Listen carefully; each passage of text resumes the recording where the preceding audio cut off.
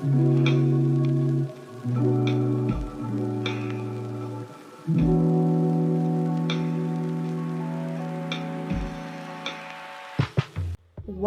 to In Vivo Leadership Strategies podcast. I am your host, Sadaghiani, and today I am joined by Robert Wawoe, an expert in leadership development and Agile coaching. He has a certification as a Scrum Master and product owner, and he specializes in building connected teams, fostering inclusivity, driving meaningful change. He is one of my heroes, to be quite honest with you, and that's why I was so excited to sit with him. He's here to share powerful strategies in accepting what you're dealing with in a toxic workplace. Let's be honest, 2025, it is a year that we need to be more accepting of the things that are happening to us, for us, at us, however you want to go through it. So I'm so excited to dive into this topic with Robert. He has wonderful, wonderful insight. Let's go ahead and get this started. Robert, thank you so much for not only agreeing to do this, but also covering a topic that's just become this important subject and for basically, I think what the world is going through, to be quite honest, with workplace. Can you give the audience just a little bit more about you and what you do? Sure. Currently, what I'm doing most of the time is sitting in the coaching space, doing a lot of leadership development, team agility coaching, also a little bit in talent development and content creation. I have a background in science and mathematics. So the way I describe it, I guess, is I went from developing software to developing people and just kind of really found my passion when I leaned into that. I've had leadership roles in the past. I've coached, managed, done complete projects to product delivery, anything you can imagine. But at the bane of all of it was always people. So I always made sure that the people came first, because you unlock their potential, you are able to accomplish anything you need to. And that's where always my purpose is. Amazing, amazing. And so the topic that we have in mind to discuss today has to do with dealing with bad leadership and finding ways to accept it and move on from it. Mm-hmm. I wanted to ask you, how has that topic been something that you've explored this year? What has that been like for you? So where I sit, there's been a lot of support or support requests for navigating changes, and whether that is organizational changes, team changes, transformation, cultural changes. It's been almost at a level that I haven't seen before, even as long as I've been on this side of the tracks with leadership development and talent development. It's really been interesting to navigate this year. So I know on the macro level, there's a lot of shifts that are happening. So I'm imagining at the layers of when it gets to us, it can be of orders of magnitude how it shows up. So it's been both rewarding and challenging at times to help teams navigate the change. And I have been very, very lucky and fortunate to see you in action. And also, we've had some really great conversations where I've learned so much from you. But I wanted to ask you, as you're going through this, as you're working with leaders, how can leaders practice acceptance in a toxic workplace while they're still advocating for change and protecting their teams? Yeah, this is a very interesting and exciting question, because it's kind of twofold. I think the biggest piece of it is accepting reality as reality is. And sometimes as humans, leaders, personalities, it's the first state that we have to navigate, right? So recognizing what the current state actually is for ourselves, for the workplace, without sugarcoating it. And that's a tough place to be for leaders. But this actually does help build trust with your team.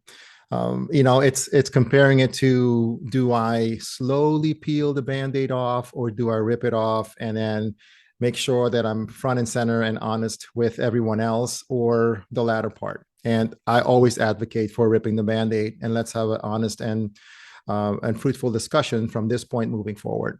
Another piece that's comes to mind that kind of ties back into that as well is to make sure you set boundaries. Clearly define what behaviors are unacceptable, and make sure that your team understands them and can articulate them back to you, and that they are supported with knowing this about these behaviors. Oh my gosh. It's two Yeah. golden nuggets. Sorry, I didn't mean to cut you off, but No, no. like I had to snap my finger and say yes. Absolutely. Yeah. Those two to me sit front and center. There are a few others that I think sort of fall in between the lines there, like maybe how do you advocate for change as a leader? Using your position to pushing things forward, making sure that things are on an improvement track and not otherwise, and how you support your team. So some of those things are sort of embedded in those first two as well. So many things that you say they just resonate so well with me, and I'm sure the listeners. And there was something about the boundaries that I wanted to ask you as a follow-up question. It's hard to keep them, especially in a toxic workplace, because as you have those boundaries, people tend to challenge you a lot. What do you do with that type of what do you do with those challenges? Yeah, it's interesting. Somebody we were talking about that the other day. The topic of boundaries came up, and someone asked me, "What? How do you articulate or define boundaries to even start that conversation?" I think, well, there are two things. The very first thing that I would suggest and maybe recommend is starting with where you are in your journey of keeping your boundaries. For example, if you tend to not be very good with boundaries, then holding others to boundaries is not really a good place to start. So it's always starting from self, is highly recommended. So if there is any fluctuation, any doubt in your mind about you being able to hold those boundaries, maybe start that work for yourself there first. And that's there's several tools that can help you navigate that to build self-awareness. There's a self-management piece of it, understanding your triggers, defining a vocabulary of how this works for you, and it enables you to understand where you can push your boundaries and where your drop-off point is. Until you understand that, you'll now be able to help others navigate and then set those as a collective. So it's not a one done, do and be all kind of thing. It's like really a journey that you go on for yourself in order to unlock this for you and others. Wow. I like where you went with it, because at the end of the day, we can only control ourselves. Yes, So that's the accountability piece that I think a lot of us as leaders forget, is while you're dealing with that toxic workplace, that doesn't mean you need to abide by it. You can absolutely. change of it, right? Absolutely. Yes. Speaking of change, how can leaders maintain their values and integrity when they're working under this bad leader? Yeah. I was thinking about this the other day, and I think it comes back to understanding your sense of purpose to start there. Um, because if you know your core beliefs, your core values, you understand your purpose, and you stick to those, you can stay true to your principles. So, and in order to do so, there's of course a journey that goes with that as well. You have to self reflect a lot. You have to constantly make sure that you resonate and hold yourself accountable to your core values. Ensure that your actions align with your core values. So there's a lot of responsibility that comes to that. So staying true to your principles is number one. It's ever going. It never stops. The other piece that ties to that is communicating transparently. And it's part of being honest with yourself and knowing how to articulate, to be honest with yourself, holding yourself accountable first before you can have this conversation about challenges with your team and others. So it's really fostering that mindset that starts to really unlock everything else for you and everybody else that you want to influence, modeling the behaviors for others to kind of take your perspective, or at least your word, to start thinking about themselves and their journey. Wow, that's amazing. So at the end of the day, we keep Mm-hmm. going back to this, which I think I'm getting the trend of it, probably of today's topic, is the self-awareness piece. Yeah. Yep. 100%. Yes. Yeah. It starts there. I mean, the journey really starts there. And any, uh, a lot of leaders who have gone through, let's say, emotional intelligence classes or leadership classes, most of the themes were always tied back to where do you start? And the place is always you start with yourself. Understanding self is the first priority to unlocking your potential to be able to now foster that in others, and you model that behavior forward. I wonder why we get so scared of practicing self-awareness. Mhm. What are your thoughts about that? Why do people fear that? I can only I can only speculate. um, it's well, you called it out. It's fear. So how we define fear for ourselves is like a thumbprint, right? We all have an image of what fear looks like for us. So fear plays directly into what our self-awareness reflects for ourselves. So giving you an example, if you are not comfortable speaking up, and it might be a personality type that is yours, it's a fixed personality type, but you land a leadership role, for example, where one of those skills is to speak up and to be able to challenge decision making, to be able to collaborate, which is part of speaking up, engaging. If that is uncomfortable, then the whole role of sitting in a leadership role may have to be evaluated for you. An interesting statistic talking about that is most leaders that end up in leadership roles do so via either a promotion, or they're moving up in their career due to their technical individual contribution in a very specific vertical.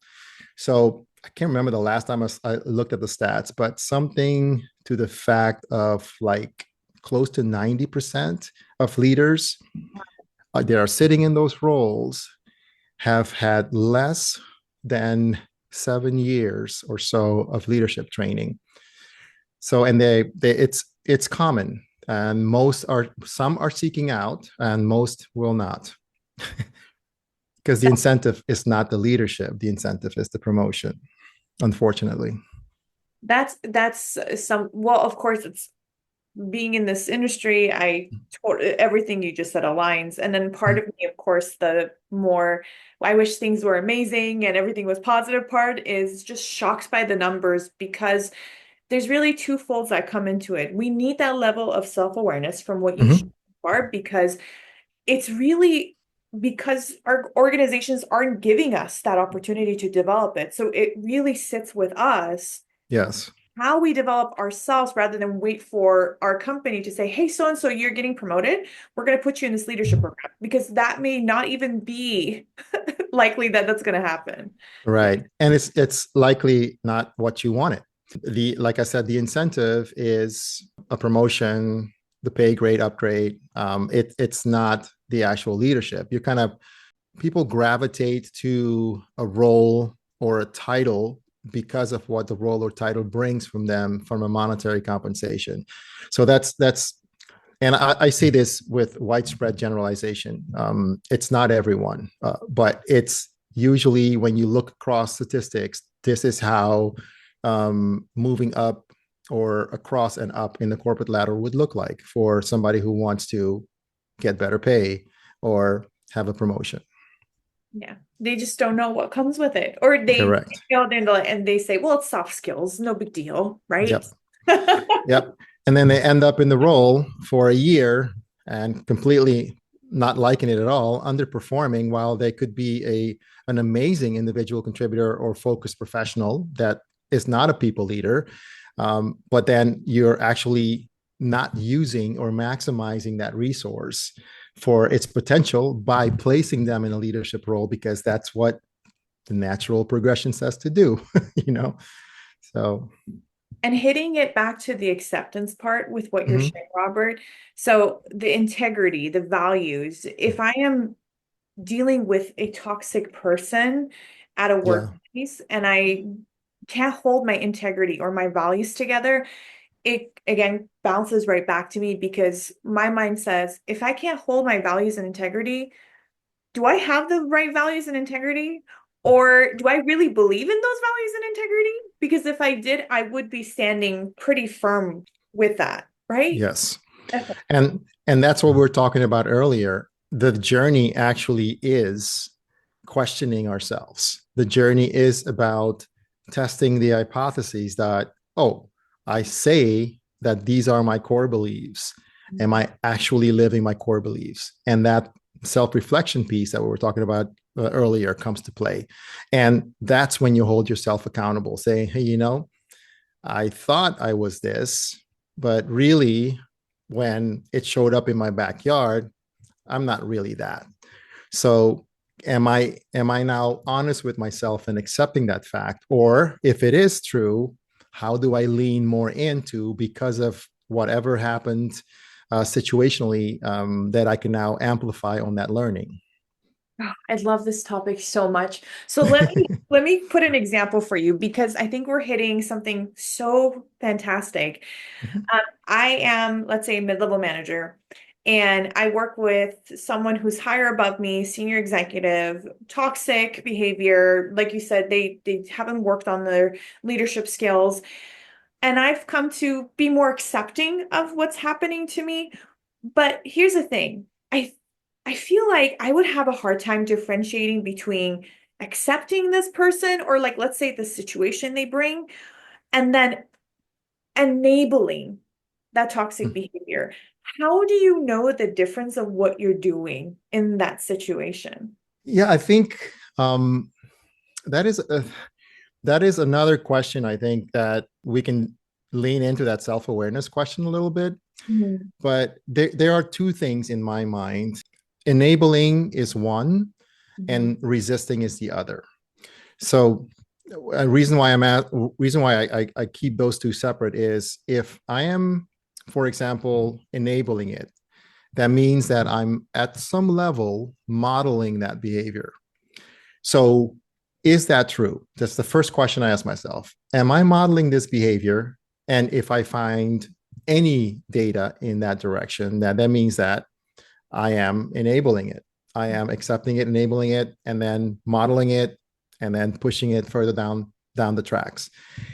If I am resisting it, how can I make use of that resistance Mhm. to now enable a positive momentum from the resistance? So, yes, you're dealing with enabling on one side the behavior of the toxic behavior itself, or can I use the resistance to enable a different behavior to model? And that's where that struggle comes, where you have to navigate. And think about that as two very different operating models. And you are navigating the gap between those two operating models. Mhm. It's not easy. It's not simple.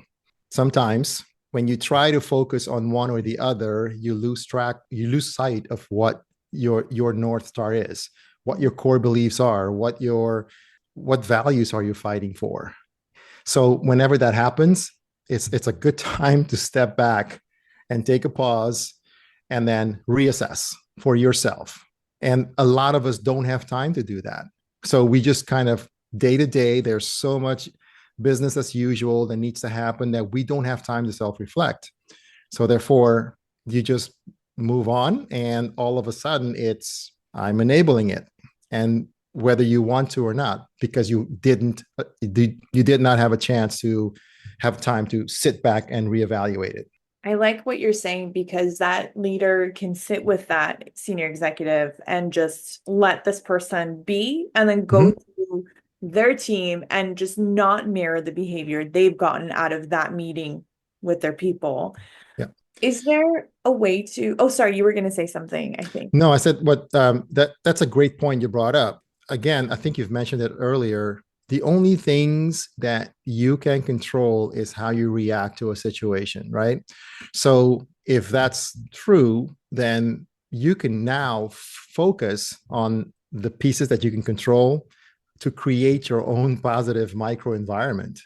It doesn't have to be within that. You can create this micro environment, whether it's in your team, those that you work with, celebrating small wins, doing things where it is you can literally enable the resistance part that I was talking about earlier.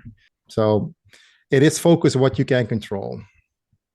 That's right. And let's say I don't feel comfortable with this leader. I get sometimes when I have, and I've had it in the past, these Mm-hmm. meetings or conversations and discussions with toxic leaders, I come out feeling super icky Yeah, because in many ways, let's say I want to save my job, right? sure. Whatever they say, I say yes, yes, yes, yes, yes. And I come out and I feel like I wasn't good to myself. I wasn't true to my integrity. I blah, blah, blah.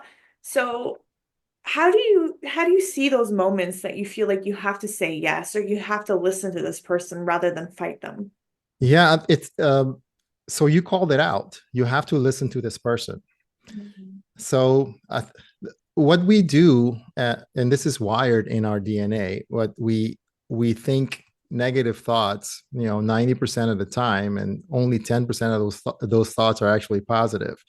So how do you reframe the the negative thought, which is going into I'm going to have a meeting with this toxic person, and two, I'm going to have a meeting with a person and I'm going to just focus on listening and seeking to understand. Now you remove the toxic out of the conversation and you're reframing it for yourself. Ooh, I love that. There we go. We come right back to ourselves Mm-hmm. and we set this pre time where we reflect and we say, I got to go in with openness, with, level of trust that I have within me to show up as me and not have this perception of what this person is going to bring when it hasn't even happened yet. Yeah. Yeah. And I love that. Yeah, the other side when we talk about reframing the picture is I always keep in mind that we only have one lens where we are in our purview interfacing with this individual. We might not know what's on the other side of the picture, right? So, for example, if the leader might have on their side dealing with another leader above them that is pushing down maybe more toxicity, and they are enabling that through modeling that behavior. What is driving that for them? What am I not seeing that is bringing that interaction into our interaction? So, in order to meet the person where they are, is to remain open and not bringing in the bias in the conversation as much as we can. We are humans, we have certain biases that we bring in, but just to be more open and uh, just remain curious of what am I not seeing or what am I standing in the way of that is resulting in a toxic conversation with this person. How can I move this better in the direction that we can have a more productive interface with each other? You know what you just did for me, Robert? What did I do? You made the person who's toxic a human for me. And that's Mm-hmm. something when we think about as leaders, we dehumanize them because we think that's their title, that's who they are, Yeah. and we don't think about all the different things they have going on in their life. And forget the professional side, like you said, it could be another leader that's maybe bullying them or Yeah. pushing them to do something. But even the personal side, we have absolutely no idea what they're dealing with. And so they bring Yeah. that with them. Yeah, we don't know. And we don't know until we allow for grace and openness in conversation. And it's not with every leader. Some leaders are just the way they are. Doesn't mean you can't still use the same approach when you interface with them. You know, it's remaining open, curious, seek to understand, and not wait to speak. So a lot of those little voices are in the back of my head whenever somebody shows up and wants to proverbially bulldoze the conversation, and it's my way or the highway. So there's questions that you could ask. Absolutely. Yeah. Absolutely. So again, it comes back to let's make sure we don't mirror this, we don't have this ripple effect to our people. And going into that, what advice do you have for leaders trying to foster positivity and productivity and break that with their Mm-hmm. teams, despite the larger, let's say, toxic culture that they have in the organization? Yeah, we talked about one of it already is kind of focus on what you can control. I think you start there.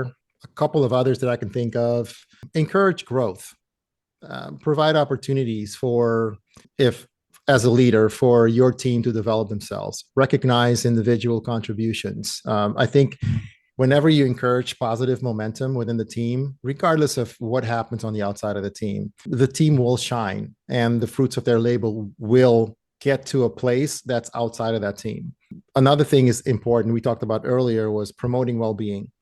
So things like implementing practices that support mental health, physical health, maybe flexible work hours. We know maybe there's team members that have families with young babies.